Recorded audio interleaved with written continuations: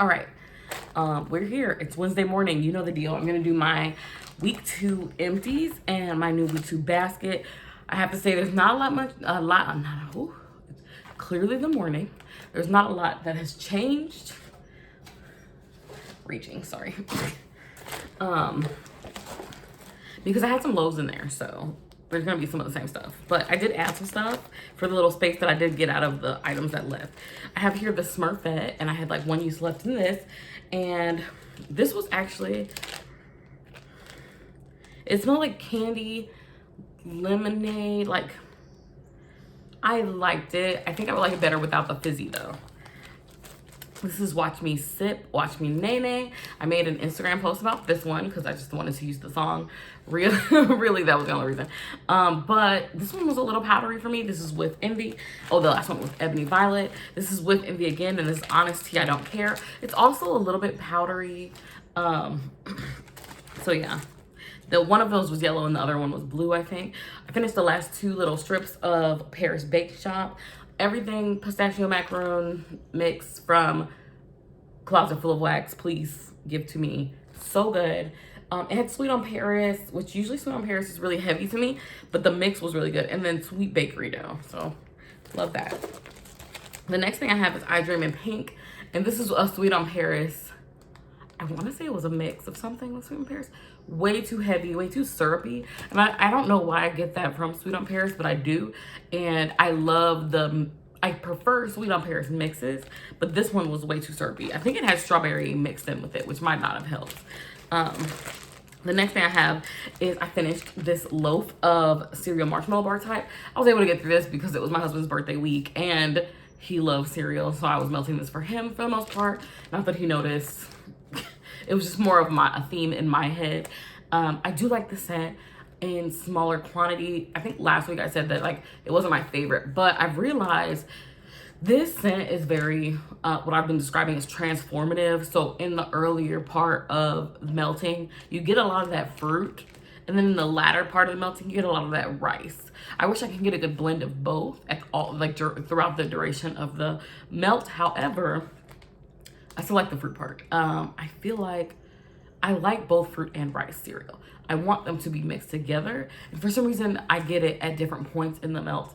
And that's the only problem I have with that. So I haven't given up on cereal marshmallow bar type. I have not. I wonder how the candle smelled. What the balance for the candle was. I finished this Love You a Latte and had 2 cubes left. So this was Southbound. This was a coffee mix with a bunch of sugar stuff.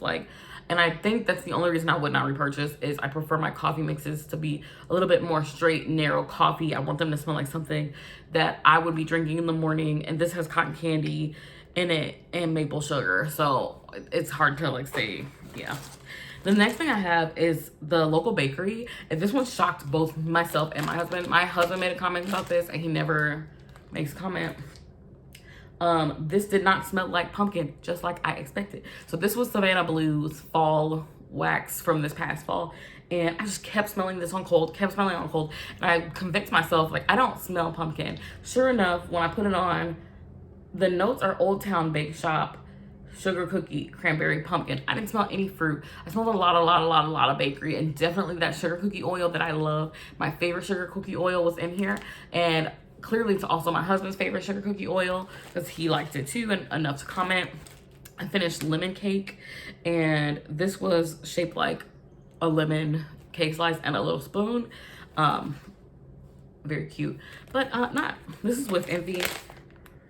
Not super repurchase worthy. And then last but not least, I have Home for Christmas. And this is the cinnamon bread, hot buttered vanilla celebration cake. A little too much bakery for me. And I know y'all are like, okay, where is the line, lady? But there is a fine line where it's too heavy for me. And this is too heavy. So my Empire Alchemy haul, that I hauled right after Christmas, I'm not loving too many of the scents from there. I'm definitely gonna have to give them a smaller chance. And by smaller chance, I mean maybe this is what I'll do. When I have skepticism about a company, but I really would like to see what they can do, I probably will go ahead and repurchase again at the $25 range versus the $50 range that I started at.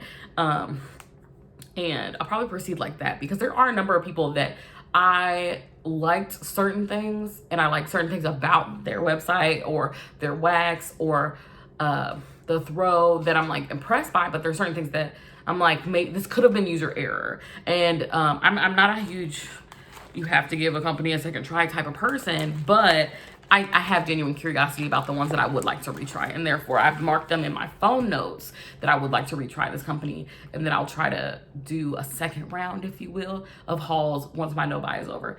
I'll probably do a no buy. Actually, I'll just include it in here because if you're already in here, you're watching for wax content. Anyways, my no buy is going great. I've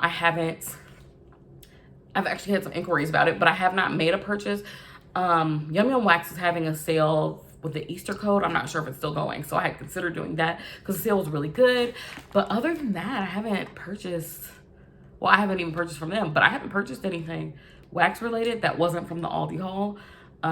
So vendor wax, I haven't purchased anything, surprisingly, and I haven't really missed it. So I might do my original plan, which I think I spoke about prior to this, is not buy any wax until fall wax is available, because I have a ton of wax otherwise. So we'll see. Still have some new vendors that I would like to purchase from, and maybe I'll start that back up next month, one new vendor a month. And I guess 2023 I'll be doing my repurchase of vendors that I had questions about, but at this point I'm doing pretty good. I'm like, I would say I'm proud of myself, but it just comes to, for me, I know it's just like taking inventory will make me stop buying stuff. Like, if I'm buying it and I'm throwing it in a bin and I'm putting the bin under somewhere and I never look at it until I'm ready to chop it, then in my mind it kind of doesn't exist. So I took a large inventory. I did a whole chopping. I didn't do it on video, but I had a huge bin that I ended up chopping, and it filled a basket. And I was like, oh my gosh, this was way more than I needed. I can pause the buying now, you know? So if that's you, and like otherwise you can't figure out like where to stop, maybe take inventory, not necessarily number wise. It doesn't have to be on a spreadsheet, but like literally pull it all out, look at it, and be like, girl, you gotta stop. But anyways, like, comment, and subscribe for more content like this. I'm coming back to you on the next video with my melting basket. Have a good day.